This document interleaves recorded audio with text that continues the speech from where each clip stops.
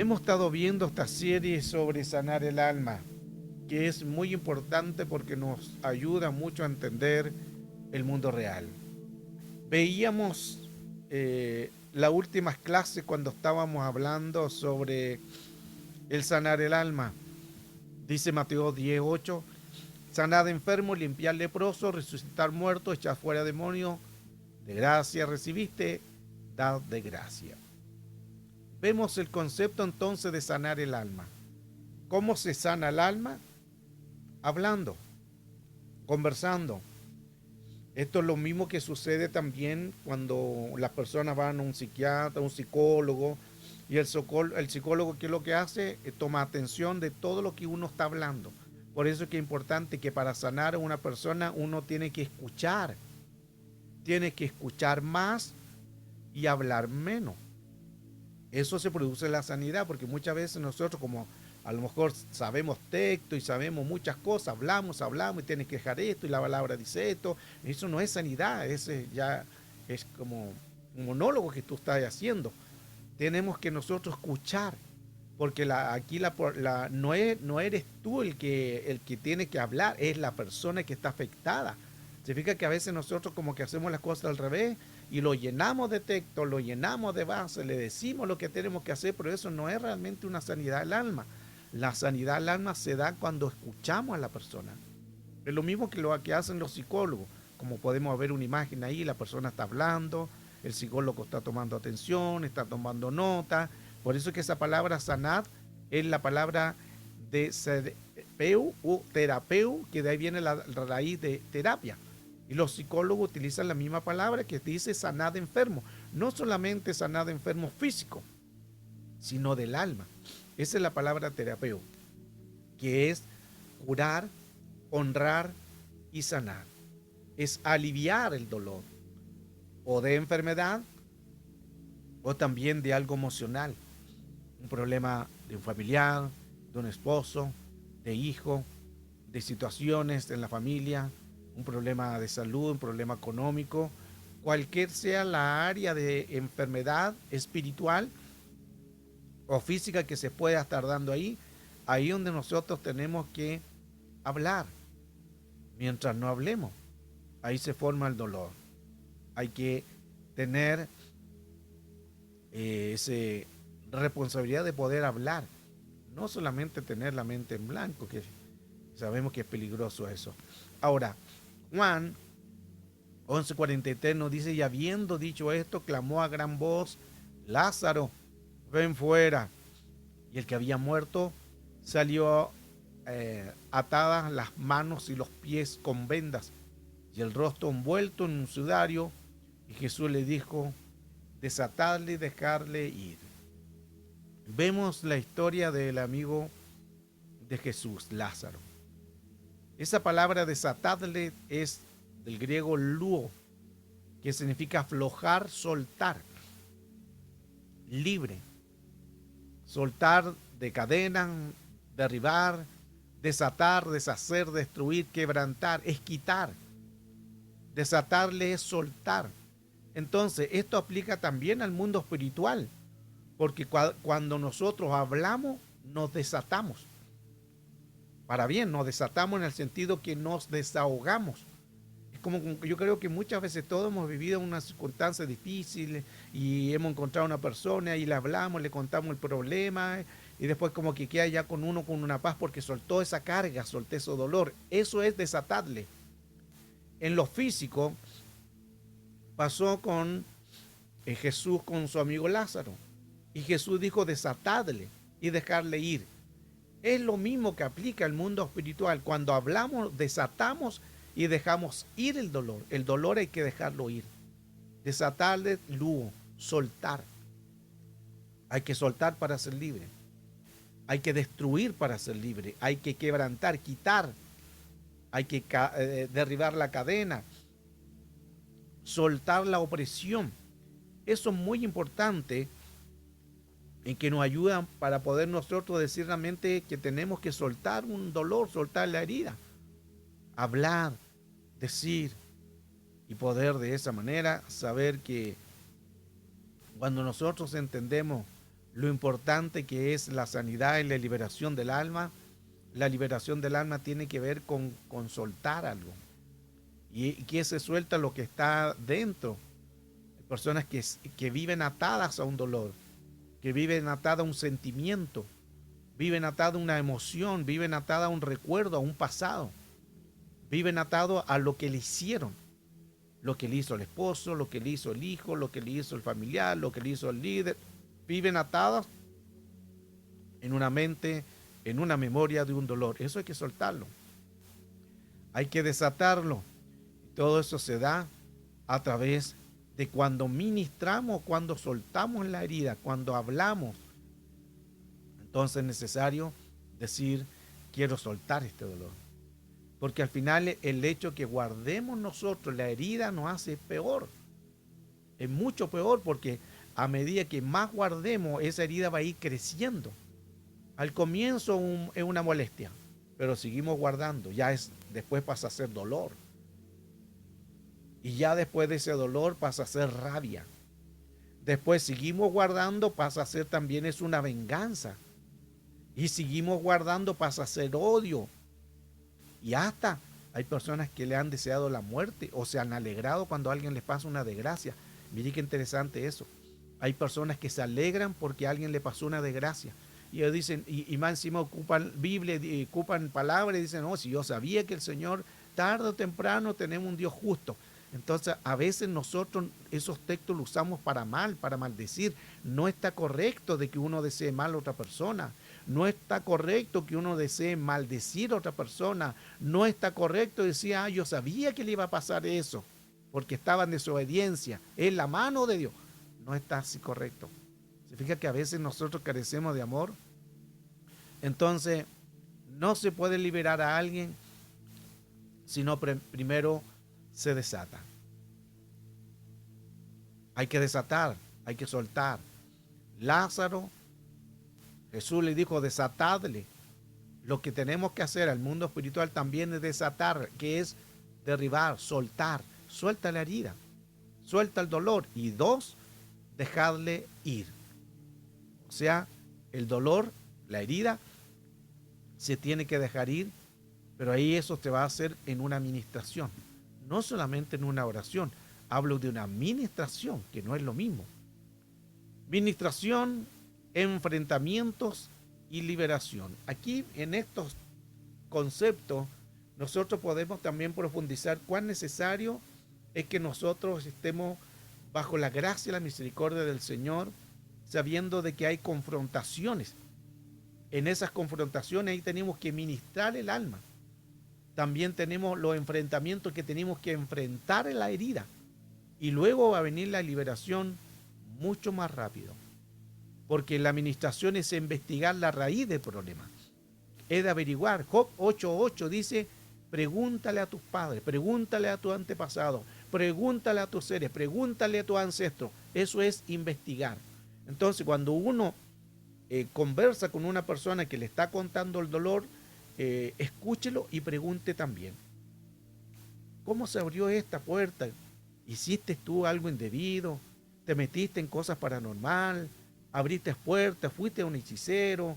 ¿Por qué viene esta enfermedad? ¿Hay alguien en la familia que también tiene ese mismo problema? Eso es investigar. La liberación tiene que ver con que lo liberamos, se libera el presente.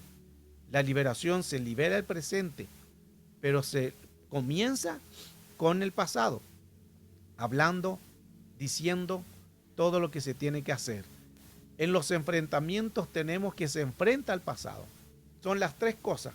Investigar, hay que enfrentar el pasado para que luego se libere el presente. Estas cosas son importantes porque nos ayudan mucho a que todo lo que nosotros tenemos que hacer es enfrentar. Hay gente que dice, no, que con el tiempo el Señor me va a sanar. Con el tiempo el Señor lo va a hacer, pero ya llevamos 10 años con el mismo dolor. Ya llevamos 15 con el dolor. Ya llevamos 20 enojados, molestos con la persona. Todavía no hemos perdonado, entonces el tiempo a veces no soluciona nada.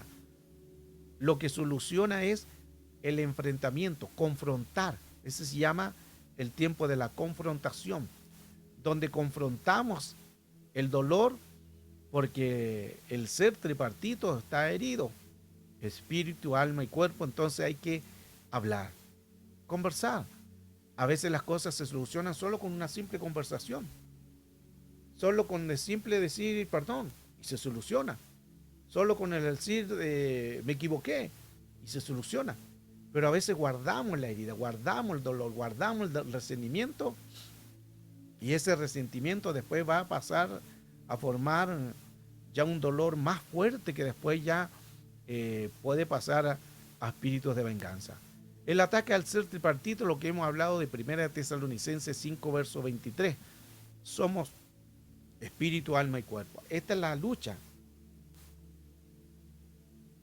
Y todo ataque siempre se va a producir que dentro de un espíritu, al ser espiritual, al ser espíritu, se va al alma. Cuando se va al alma ya se asienta. Recuerde que el tema es la puerta del alma. Entonces, ¿cómo entra algo? Jamás un espíritu va a entrar en el alma directamente. Jamás un espíritu va a entrar directamente al cuerpo. Entran por el espíritu, porque ese es el orden, espíritu, alma y cuerpo. Si logra entrar ese espíritu, se va a ir al alma y ahí se va a sentar. Por eso que el alma es el asiento de todo espíritu. O sea, ¿qué significa que es el asiento que se va a quedar ahí, se va a alojar? Porque si logra alojar en el alma, todas tus emociones la va a alterar. Las emociones se alteran no en el espíritu, no en el cuerpo, se alteran en el alma. Porque el alma tiene que ver con lo almático, tiene que ver con la emoción. Ahí está la alegría, el gozo, la tristeza, la herida. Todo es lo que guardamos o tenemos, se asienta en el alma. El ser tripartito. Hemos visto entonces que somos espíritu, somos alma y somos cuerpo. Como somos espíritu, alma y cuerpo, el espíritu tiene que ver con la mente. Por eso que ahí aplica Efesios 4:23. Renovaos el espíritu de vuestra mente. No dice renueva el cerebro, es un espíritu. Efesios 4:23. Renovaos en el espíritu. Entonces hay que quitar ese espíritu, hay que renovar ese espíritu, metamorfosis, metanoia, cambio de mente, cambio de mentalidad. Hay que cambiar ese espíritu y transformarlo en algo diferente. El alma se asienta a través del corazón, porque el corazón se asienta en las cosas emocionales y los pensamientos, los sentimientos, porque el corazón está ligado con el alma. ¿Recuerda el texto cuando la escritura dice que David tenía el corazón de Dios? Eso dice la escritura. David tenía el corazón de Dios. Pero si nosotros vamos viendo, sabemos que Dios no es un cuerpo humano. Dios es un espíritu, un ser. Y si es un ser, no es que tenga un corazón, porque es espíritu. Pero está profundizando, porque si nosotros analizamos cuando dice David tenía el corazón, cuando dice corazón, está hablando de mente. Por eso que en el corazón va radicado también a la mente, lo que quiere decir que David pensaba como Dios, independiente de sus equivocaciones, pero una cosa que tenía David era que siempre reconoció su estado, siempre se humilló. Cuando cometió el adulterio, cometió el pecado, dice que y de ahí salió un hijo que murió, pero él se humilló ahí, reconociendo su horror. Dice que se echaba tierra, ceniza en la cabeza, siendo el rey, ceniza en la cabeza, reconociendo que era indigno, que había fallado. Es una cualidad muy hermosa de David. En cambio, Saúl fue muy arrogante, no reconoció su estado. Entonces eso es muy importante porque ahí vemos que él reconoce. El cuerpo tiene que ver también con el intestino, que el intestino también va conectado hacia la mente. Mire que los tres están conectados hacia el cerebro. El corazón está conectado a la mente, el intestino va conectado a la mente a través del nervio vago. El nervio vago es como un nervio que llega hasta el mismo cerebro. Los tres van a la mente. El corazón a la mente, el intestino a la mente. Entonces son cosas importantes que todo lo que nosotros podamos vivir tenemos que hablarlo, tenemos que sanarlo para que así podamos ser libres de las opresiones. Todo ataque entonces no comienza en el cuerpo, no comienza en el alma, sino en el primer ser, espíritu. En el alma, luego se va, se asienta ahí en las emociones, y el cuerpo después va a ser los dos anteriores. Esto es muy importante. Y aquí aplica entonces el texto de 2 de Timoteo 1:7, que lo sabemos de memoria, y es importante, que Dios no nos ha dado espíritu de temor, no nos ha dado espíritu de miedo, sino espíritu de poder. Y el poder aplica en el espíritu y en la mente. Por eso que nosotros hablamos y decimos, en el nombre de Cristo Jesús, todo espíritu de brujería, todo espíritu de amargura, todo espíritu, ahí es poder, dunamis. El poder va en la mente, lo hablamos, lo pensamos, lo decimos, lo publicamos, lo declaramos, eso es el poder, dunamis. Aunque hay muchos poderes que también lo hemos visto en otras clases, muchos tipos de poder.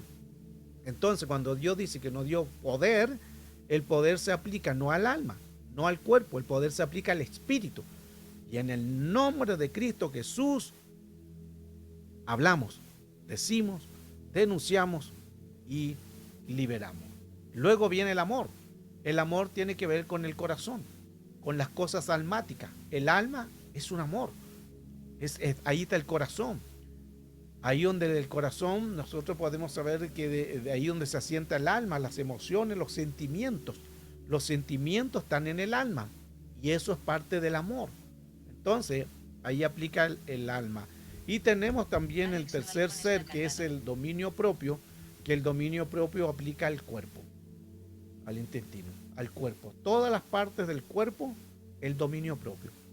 En los ojos, dominio propio en no mirar lo ajeno, dominio propio en no hablar lo que no tenemos que hablar, el dominio propio en los miembros, en cualquier parte del cuerpo, tenemos que pedir el dominio propio, que es al cuerpo. Qué importante esta base, y aquí usted lo puede ver fácilmente, porque hablarlo es diferente, por eso es que siempre cuando usted ve una imagen, lo entiende mucho mejor, porque al hablarlo no lo va a tomar tanto, no lo va a recepcionar tanto su cerebro. Por eso siempre toda la enseñanza la aplico con imágenes, con texto, con versos, con referencia, y ahí voy colocándoles para que usted vaya entendiendo la importancia de eso, porque al tener una imagen es más rápido entenderla y más llega al cerebro. Entonces, esto es cómo actúan los espíritus. Necesitamos entonces confiar y creer que todo Dios se va a glorificar. La sanidad, el alma, se va a producir también en la consejería. Sanidad, el alma y consejería. Todo nos ayuda mucho a poder saber que en Cristo podemos nosotros ser fiel y confiar en el Señor. Recuerde que hablamos al comienzo que Satanás no puede tocar un alma, e incluso no puede tocar un alma de una persona que está en el mundo. Puede tocar su vida espiritual, su vida corporal, física, pero el alma no pertenece. Recuerde que los que son creación, y no estoy hablando de creación y hijos, que ya sabemos ese texto, que somos hijos los que somos lavados y limpiados por eso de sangre.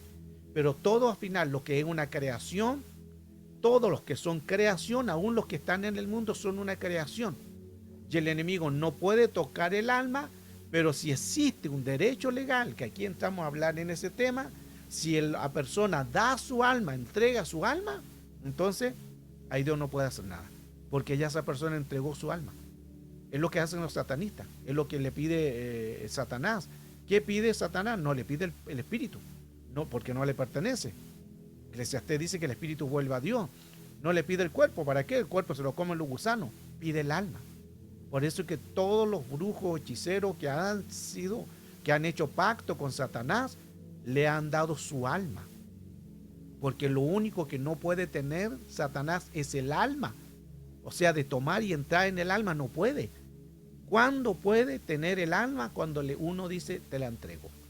Ahí da el derecho legal. No sé si se entiende bien este punto, porque es muy importante.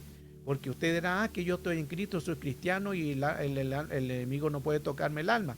Sí, está bien, pero no solamente porque usted sea cristiano, aún los que no son cristianos no puede tocar el alma. Pueden tocar el espíritu, Satanás, puede tocar el cuerpo en ello, pero no el alma. A menos que esa persona ya diga, te entrego mi alma. Ahí recién es donde él actúa con derecho legal. Hablaba del texto Job 8:8. Y aquí dice, porque pregunta ahora a las generaciones pasadas y disponte para inquirir a los padres en ella. O sea, lo que está diciendo Job, pregúntale a tus padres, pregúntale a tu antepasado, averigua. Si tenemos la bendición de tener los padres, averiguar. Y si no, tratar de tener un conocimiento o algo, de una imagen de cómo era el padre. Así podemos también tener una apreciación de que es un espíritu generacional. Porque gran parte de los problemas de las personas adultas son problemas porque los padres fueron así.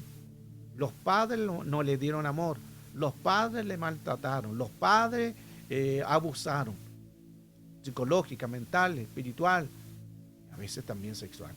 Entonces es importante averiguar cómo fueron nuestros antepasados. Otro texto más claro, la versión BAT. Averigua lo que descubrieron sus padres. O sea, averigua cómo fueron tus padres. Inquirir cómo fueron tus padres. Torres Amad dice, pregunta si no a las generaciones pasadas y escudriña atentamente las memorias de nuestros padres. O sea, averiguar. Ir a la memoria de cómo fue el padre. Y si podemos de los antepasados del abuelo, esa es la cadena. Versión Ausejo. Sí, pregunta a la generación pasada, atiende a la experiencia de los padres. Sea bueno, sea malo, hay que saber, hay que averiguar, para que así el enemigo no pueda tomar derechos legales. CJ.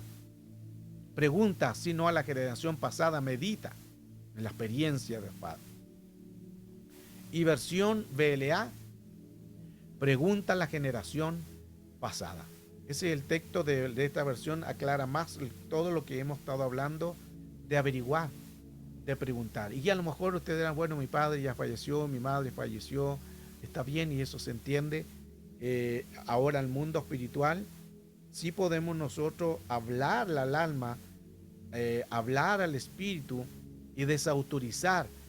¿Cómo se hace eso? De decir, Señor, si hay algo en mis padres, en mis abuelos, que yo no he visto todavía, y si es algo ilegal, que a lo mejor quiere entrar en mí, mi generación o mis hijos, lo desautorizo por la sangre de Cristo.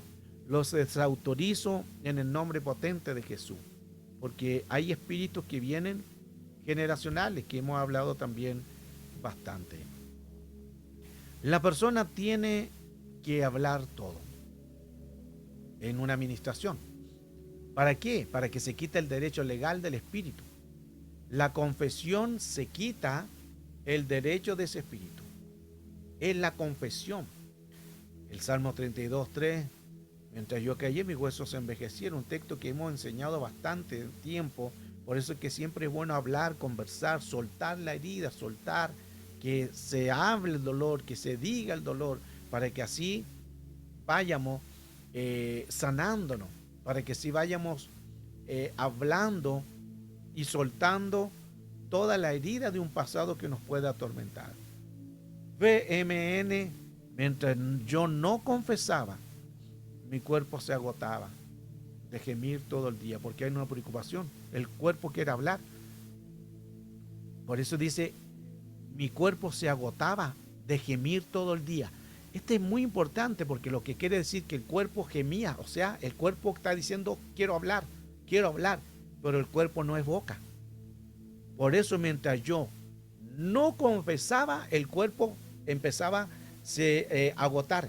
El cuerpo empieza a gemir, diciendo por dentro, hay que hablar, tienes que hablar, pero el cuerpo no tiene boca. Entonces, ahí donde vienen también enfermedades, porque el cuerpo quiere hablar, pero como no tiene boca, y mientras nosotros no lo hablemos, hay enfermedades que vienen producto de guardar silencio. BLS, mientras no te confesé mi pecado, las fuerzas se me fueron acabando de tanto llorar. O sea, no sacamos nada de llorar y llorar y llorar, sino hay que hablar. porque podemos llorar y se va a ir la fuerza, vamos a quedar cansados, pero eso no va a ser la solución. Sí, es importante desahogarnos con el llorar, pero cuando hablamos en una administración, necesitamos hablar, soltar el dolor, soltar la herida. Y Proverbios 28:13, el que cubre sus pecados no prosperará. Pero más el que confiesa y se aparta, alcanzará misericordia. Esto es interesante porque nos está hablando entonces del poder soltar, el poder hablar, el poder decir: esto es mi error, esta es mi dificultad, decir y hablar. Mateo 10:32, por tanto, todo el que confiese delante de los hombres, yo también le confesaré delante de mi Padre que está en los cielos. ¿Se fija qué importante hablar? Decir, soltar la herida. Si a lo mejor uno hizo un mal a alguien, decir: hermana, perdóneme, no era mi intención, hablé mal, me arrebaté, estaba enojado, estaba enojada y solté. Eso es bueno, hablarlo, reconocer los estados, porque aquí dice la Escritura: que me confiesa delante de quién, de los hombres. Mire qué interesante. Sí hay que confesar delante del Padre, pero por Cristo. Que aquí tenemos cosa importante, porque uno era: bueno, yo le confieso a Dios solamente mis cosas. Sí, pero también dice confesar delante de los hombres. ¿Qué hay que confesar? Lo que se ha cometido de mal. Si alguien te ha fallado, o tú fallaste, o tú hiciste algo indebido, o a lo mejor tú tendrías que haber hecho algo y no lo hiciste, prometiste algo y no cumpliste. ¿Qué hay que hacer? Confesar. Perdón, pido disculpas. Reconozco que fallé, reconozco que me arrebaté, reconozco que no pensé bien y por eso vino todo esto, pero pido perdón. Pedir perdón es importante. Algunos dicen: no, perdonar es de Dios. Uno, no me acuerdo cómo hay un dicho que dice: perdonar es de Dios. Ya se me olvidó. La idea es algo así. Dijo Chao. Porque algunas personas dicen: no, solo Dios perdona. No. Escuche, ese es un mal texto que lo utilizan a veces cristianos. Porque algunos dicen: no, yo no te voy a perdonar, te disculpo, pero no te perdono porque solo Dios perdona. Ese es un texto que no es verdad. Ese es un mal texto, no es bíblico. Aquí lo tenemos. Todo el que me confiesa delante de los hombres, alcanzará misericordia. Y hay otros textos más que hablan: perdonad unos a otros sus ofensas. Entonces, si dice perdonad unos a otros sus ofensas, ahí aplica que hay que perdonarnos, y pedir perdón es bueno. Pero hoy en día como que está tan manipulado esto, y yo no sé de dónde sacan tantas cosas, se golpean la cabeza, se cayeron, no lo sé, pero eso no es que sea así. Perdón, hay que perdonar unos a otros. Avanzo. Pero el que confiesa unos a otros sus pecados, ahí está. Santiago 5:16. Por eso, confiésense unos a otros sus pecados. Confiésense, ¿para qué? Para que se pidan perdón. Pídanse perdón. Y el 10:10, Romanos 10:10, porque el corazón se cree para justicia, pero con la boca se confiesa para salvación.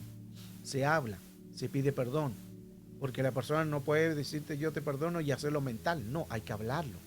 No hay que decir: me concentro y te pido perdón, hermano, que está allá en la China, pido perdón, pastor. No es meditarlo, es hablarlo, confesarlo, es hablarlo con la boca. Y así Dios obra. Esta historia de todo lo que hemos hablado, toda la enseñanza, nos ayuda mucho de la liberación. Estamos en el tema la puerta del alma. Un don, un llamado, un ministerio sano va a ser mucho más efectivo, porque así se van a soltar cadenas. Entonces siempre es bueno ministrarnos, pedir perdón si no cuesta nada, pero a veces somos tan orgullosos, somos tan arrogantes en que nos atamos y decimos: no, que me da vergüenza, no, que es que él me la hizo, que ella me lo hizo. No, seamos más humildes y vamos a ver que cuando nosotros pedimos perdón, nos vamos a liberar y vamos a hacer también estar cortando las cadenas, y así nuestro ministerio va a ser más efectivo. Y el don el llamado o el fruto. Lo vamos a dejar hasta ahí. Aquí viene otro tema de sanidad del alma, del ser tripartito, pero creo que en estas dos clases, estas dos sesiones, hemos entendido bastante. Mire, falta todo eso. Todo eso. Si usted quiere el libro, después me lo pide. Mira, hay mucho material. Mucho material. Y ahí entramos en guerra espiritual también. Hay bastante material. Ahí usted después, si quiere el libro, o seguimos también el sábado. El sábado también podemos seguir hablando del tema. No, el sábado está la hermana Paola. Lo recuerden que mañana también está la hermana Paola en lo que es el área de la profecía. En este tema entonces hemos aprendido bastante cuán necesario es el sanarnos, el liberarnos, el poder decir, necesito, porque el perdonarnos nos libera a nosotros primero. Los que somos liberados primero somos nosotros. Cuando nosotros perdonamos, tú eres el primero que te libera. Hay gente que dice que no me va a perdonar, no importa. Hay gente que ha pedido perdón y el otro es orgulloso, dice, no, tú me lo hiciste, es alterado y no importa. No importa si no te pedí perdón, no importa si no te perdona, pero tú te liberaste. Tú ya soltaste la carga, ya ahora no pasa por ti, pasa por él y Dios. Ya y Dios no está en el asunto contigo porque tú ya soltaste el dolor, ya pediste perdón. Ahora es un trato de él y de Dios. Y ahí Dios se encargará de él. Se fija que hay cosas que son muy importantes. Liberarnos en todo el tema que hoy estamos dando en sanidad y liberación. Y creemos que Dios nos va a seguir bendiciendo. Posiblemente sigamos el domingo hablando de todo esto que nos va a ayudar mucho a poder entender más sobre la segunda sesión y seguimos, si Dios permite, el domingo, si Dios permite, en este tema sanidad del alma o la puerta del alma. Hay muchas cosas que nosotros tenemos que soltar porque lo que no soltemos va a ser una puerta que va a estar ahí en el alma.